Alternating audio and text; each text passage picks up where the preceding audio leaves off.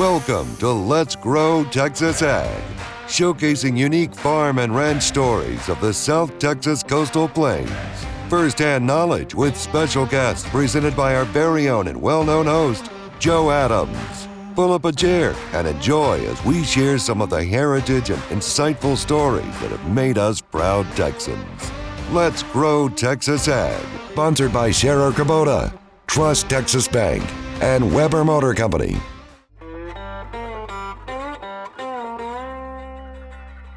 Hi, folks, and welcome to this edition of Let's Grow Texas Ag. You know, there's something about the springtime of the year, the farm. Everybody likes a garden. My Mama Ann and Grandpa Bunk Brantley, they had a garden in their backyard. Didn't have no backyard, but they had a garden. And I guarantee you what, they fed just about everybody in the family. Mama Ann always told me there was two things it took: water and your shadow. And I can guarantee you one thing. A lot of us our shadows don't have enough time to put toward a garden anymore these days. But I can tell you one thing, if you can find Hanslik Road out here at Wood High, the Hanslik Homegrown Vegetable Family Farm is still in business. Let's go up there and see if we can't get somebody to answer the door. It's absolutely gorgeous day, I do know that.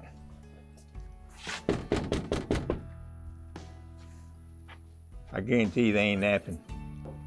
Hello there. Hello, how are you? I'm doing absolutely wonderful. Wonderful. Hello, Miss Denise. Yes. Joe Adams. Nice to meet you. Mr. Kenneth. Yes, Kenneth Hanslik. Hanslik? I can tell you one thing. We're just coming down here. We heard through the grapevine that you guys got some of the best homegrown vegetables, and you're open to the public where people can just come out here. They can kind of do their own thing. You'll have them picked. They can pick them. Tell us a little bit about your operation. If you got time, we'd love to walk and drive around and see some of it. Okay. Well, first you're starting off right. We like to meet people when they first come out and tell them we have rules. It's not just a free-for-all out here. So we like to introduce ourselves to people, kind of tell them the rules. Most of the time when you come out to pick in the garden, well, not most of the time, all the time, you better call and make an appointment. Well, you know, that just your whole business plan here to me is just kind of an amazing thing. Give us a little history about where you came from, where y'all started from. Just kind of, how did it turn into this? So, I don't know how far back you want to go, but I picked up my gardening habit, I guess you'd say, from my mother. And so, you know, at an early age, you know, I got interested in seeing things grow. And of course, when she would hand me a hoe and tell me to go to the garden to hoe, I thought I was being punished. Oh, no, not the hoe again. Yeah. But anyhow, now it's like I pick up a hoe and it's therapy. And I do remember Mom. So anyhow, then I moved down here in like 1980.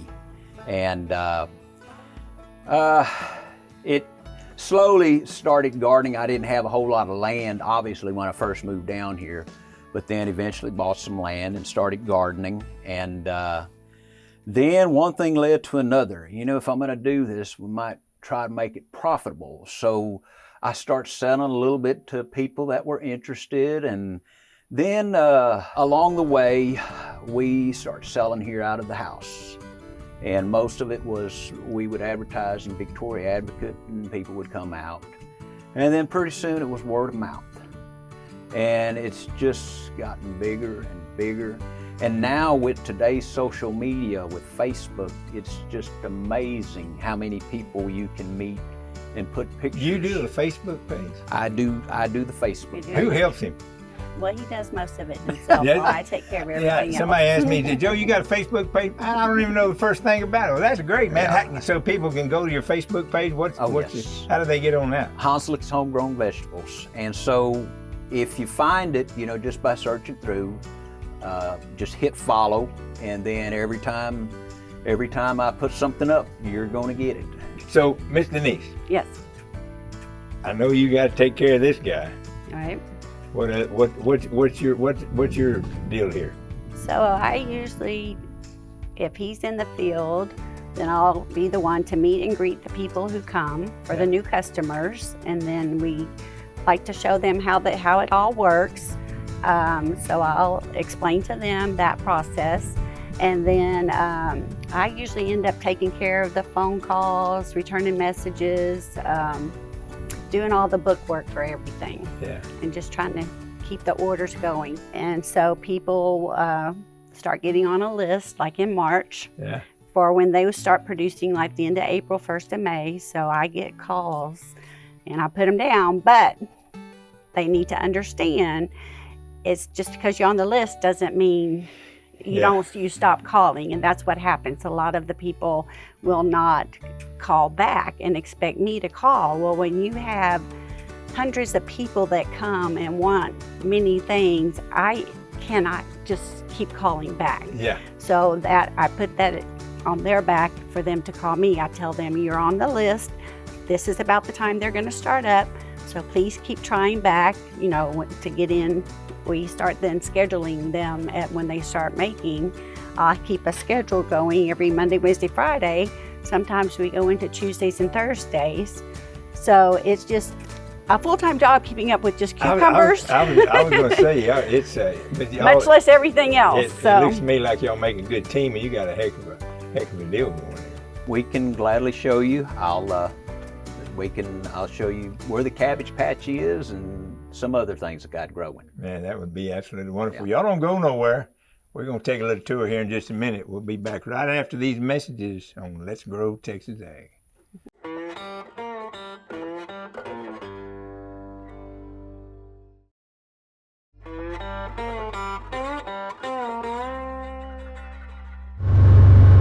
So there's, like I say, there's irrigation risers at the corner of each field, and these fields have all been sloped so that, when the water will run on down that way. I think he said it's a 1/10 of a foot for every 100 foot. So a 1/10 of a foot would be like 1.2 inch drop out there 100 foot. So right here on this side, this is the cabbage. This is the last crop of cabbage that I'll grow for this season. Had an earlier crop, which you can kind of see where we've tilled it up already. And then this next crop is finished blooming. This is poppy seed. This would be, I'm sure you've had a poppy seed cake. Poppy seed cake, kolaches. Poppy seed kolaches. Just make sure if you work at a plant, you tell them what you've eaten, or they might claim that you're using drugs if there's a drug test involved. I can tell you what, they catch me every trip because I love that poppy seed. Yep. In this particular patch here, coming up here, you can see a lot of you old ranchers are going to know that this is wheat, or actually this is triticale, which triticale is a cross between wheat and rye. And I use that for a windbreak. Out in this old flat country, the winds can be just unbelievable. So I'll plant this windbreak and then plant my vegetables in between. And this whole patch is going to be designated for watermelons and cantaloupe. I like to keep those together so I can put a hot shot electric fence around them, because coyotes love watermelons. And I mean, they will even get in cantaloupes also. And I found the key is you better get that hot wire up before them watermelons get close to being ripe. Because if you don't, and they find one out there, I have actually had coyotes come out there, and that fence I don't put but about 1 foot to 15 inches off the ground, and you would think they would jump over it. I have actually seen them dig under. They go dig under to get in that patch. Well, that's worth it for a good watermelon. You must have some pretty good watermelons out there. We got quite a following. I grow cantaloupes. I grow 2 different hybrid type cantaloupes. One of them is what we call a cantaloupe hybrid. My wife calls it Kennylope after Kenna, because I've developed it. I've got quite a following on it. That's interesting. I make up my own seed. In the fall, I will plant the 2 parents that make this hybrid. And then I will be out there on my hands and knees covering flowers so the bees don't pollinate them. And then the next morning, I'll go and I'll collect the pollen from the male and put it on the female. And then when that makes a melon, I don't care about the melon. I want the seeds that are out of it. That's what I'll plant out here. And that's interesting. Where would you learn how to do that? Well, I worked for a seed company for going on 45 years. And so as far as learning, besides reading books and searching the internet, a lot of my knowledge comes from that. How many years y'all been doing this? Oh gosh. This part of your program. You know, like I said, we've been married going on 40 years, and I was doing this actually before we were married. And as far as this cantaloupe hybrid, I would say we've had that around for about 30 years. So like when you were working at the seed company, Yes. you still had your truck farm? Well, yes, it was evolving then. It was, you know, it was lots of evenings where, you know, this is what we're gonna do. Yeah. So, and then this is dill. This is. You can't sell all them cucumbers without some dill. Well, that's, and you know, we give dill to our cucumber customers. Oh, When yeah. I don't have dill and they have to buy it at HEB, they cry. Yeah, they come back and say, hey. Yeah. So right in the front of us, this is onion crop. I've got a couple of onions. I'm sure there's one or two out there that might suit your needs. Yeah. A neighbor stopped by this morning, and we had a customer. There was a customer out picking, and we tried to estimate and figure, you know, what we thought. At first we come up with, well, maybe there's 12,000 pounds. There's 12 rows and 1,000 pounds on a row or whatever. But then we decided, well, let's say it's just half that much. So there's, I'm sure, 5,000 to 6,000 pounds of onion. Some of these onions are 1.5 pounds or 2 So pounds. if somebody wanted some onions? Picking onions is simple. When they come out here, you know, an onion is easy to pull up, so we'll send them out here. I tell you one thing, if you like onions, yeah, come on. Just come on over here till your little heart's content. You're in onion paradise. So like I said, we'll send a customer out, or most of them. Some of them come and they want the tops. So they'll cut the bottom off, and I usually give them a better deal when they want the tops, because I'm not gonna charge them for something they don't want to, you know, that you can't eat. But anyhow, like I said, they're simple to pull up. Kind of shake them around. And I had an old friend years ago that told me on this onion clipper, he said, you don't even have to do this. He said, if you got it sharpened right and positioned right, you can just take it and just slide it across there like that and hit it like this. And he apparently had clipped a whole lot more onions than I do. Yeah, he knew how to sharpen them shears too. So what I did here is we use a few high school kids every now and then, and I had one, and See this if was my 2 years of junior college. there you go. See Hey, that? Huh? Just that quick. hey, my man, I tell you what. That there is an onion. So this man told me, he said, when you pull them, you want to get them all pointed in one direction. And I understand why, because, you know, my first instinct was to grab this onion like this and clip like that. He said, no, you grab it by the top so you don't have to move your hand. You grab it one time. And anyhow, that's what he was saying. You do that. And like I said, he was from down around La Jolla, so he knew a little bit about onions. How am I doing? You're doing wonderful. You hear that? And you know that bucket full, weighed it the other day where you counting onions. I didn't count onions, but I had a customer come get a bucket of onions the other day, Yeah. and we weighed it. That full bucket was, with the bucket, was 28 pounds, and I figured on 3 pounds per bucket, so he had 25 pounds, and I gave him a better deal. I said, how about $10 a bucket? And It's some serious onions though. yeah. You ever hear of a blooming onion? Heard of them. You know, I've heard of them, but I've never eaten one. I hear people rave about them things. Well, you can chicken fry just about it. Put a crust on anything, it's pretty good. I might have a sack in the back of the side-by-side. You can take those home. Man, I have officially hit the onion jackpot.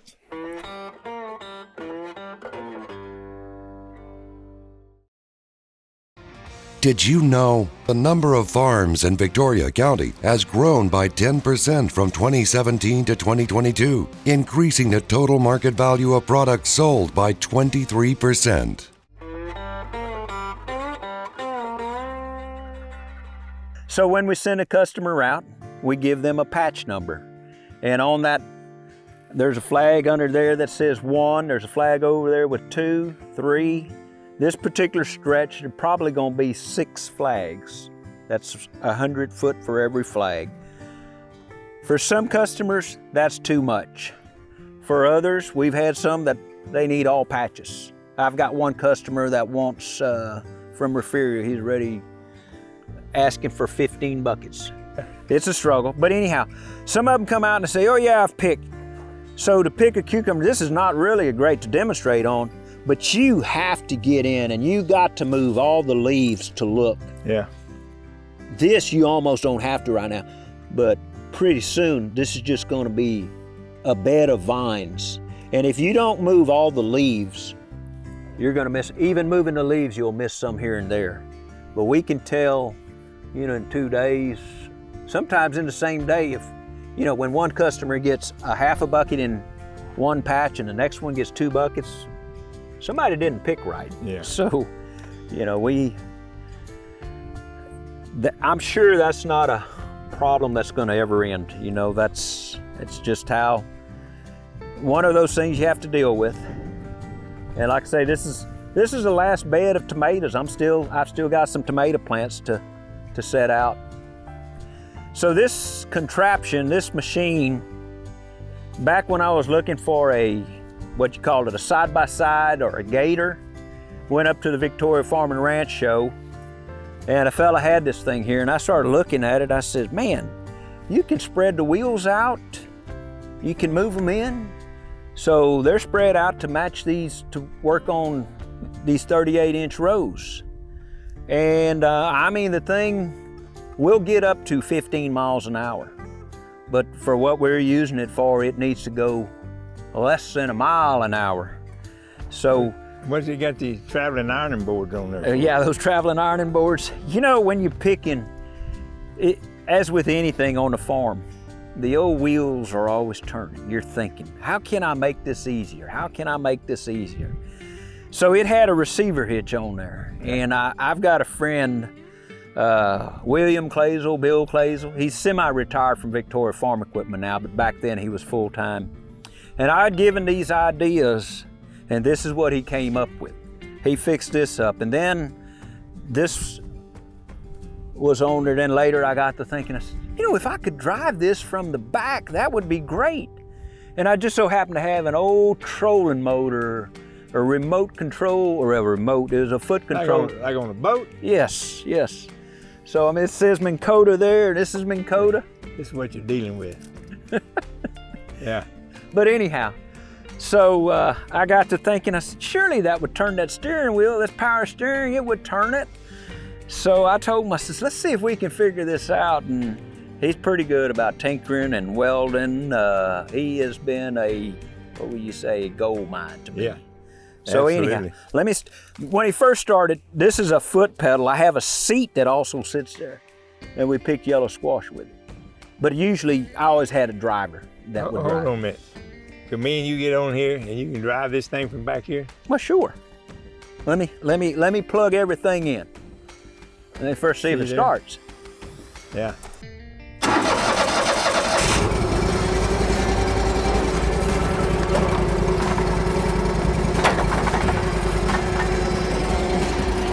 Just a few minor adjustments and we're gonna be ready to go.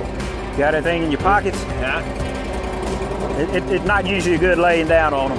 No, it's fine. Actually, you can throw them in the box here.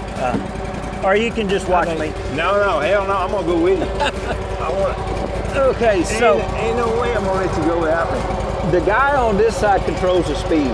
Yeah. This is. What can I control? You gotta just get cucumbers. If they were here, you're putting cucumbers.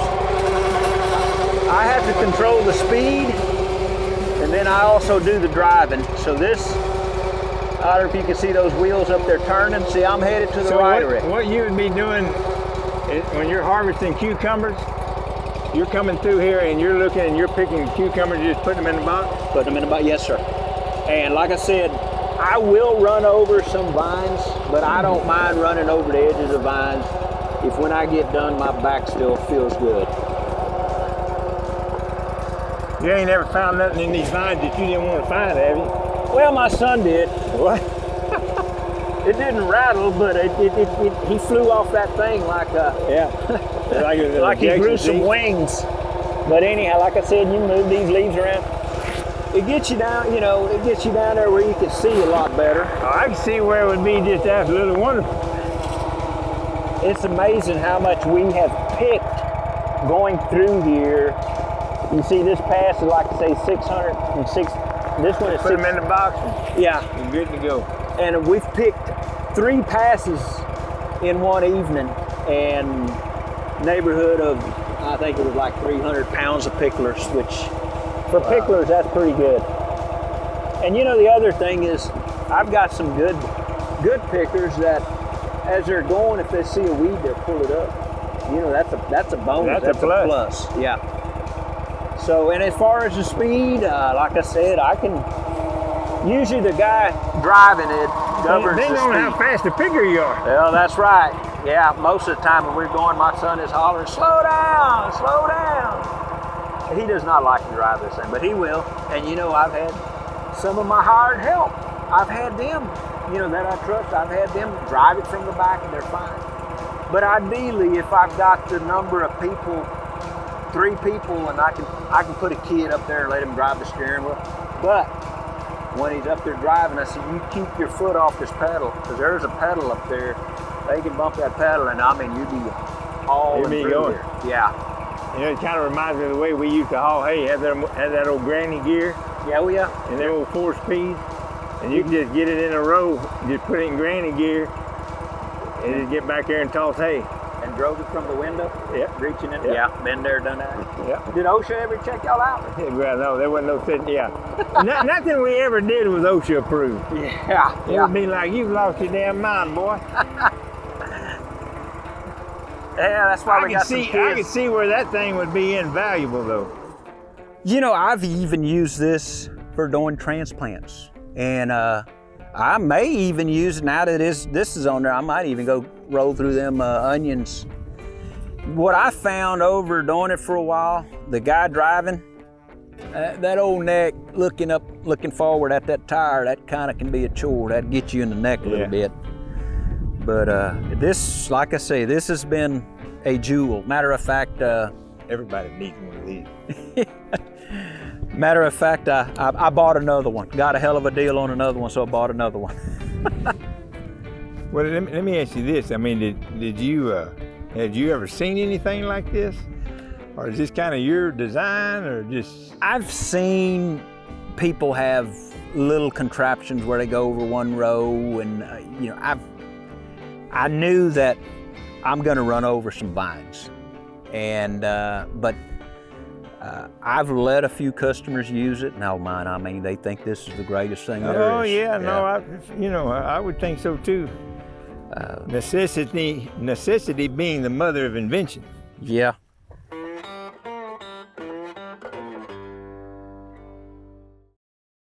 Maybe you know someone that should be highlighted on our program. Let us know. Submit your story ideas to crossroadstoday.com/ag.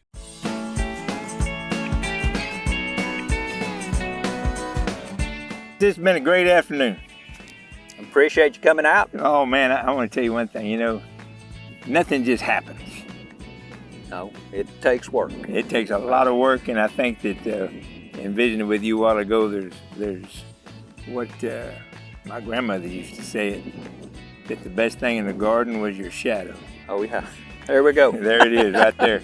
So I can tell by all of this out here that it sees your shadow quite a bit. Sometimes it sees a shadow from moonlight. I kid you not. I can understand that. But hey, we saw a lot today, but I got something to ask you. Would it be okay with you if we came back in a few weeks and did something else to show the folks what everything looks like when it's in full bloom? There's a lot of the stuff here that's just on the verge of breaking out. Well, hey, that would be fine. Do I need to get some orders ready so we can fill them? That's exactly right. Y'all don't forget to go to his Facebook page out there, Hanslik Homegrown Vegetables. Get out there and you can kind of keep up with what all they're doing out here on Homegrown Road. It's a beautiful place. Bring the kids. Come on out here and take a look at it. We'll be back in a few weeks. Do a little bit more. Thank you a very bunch, much man. again, You my bet. friend. Thank you. We'll Enjoy see y'all having y'all next out time on Let's Grow Texas Ag.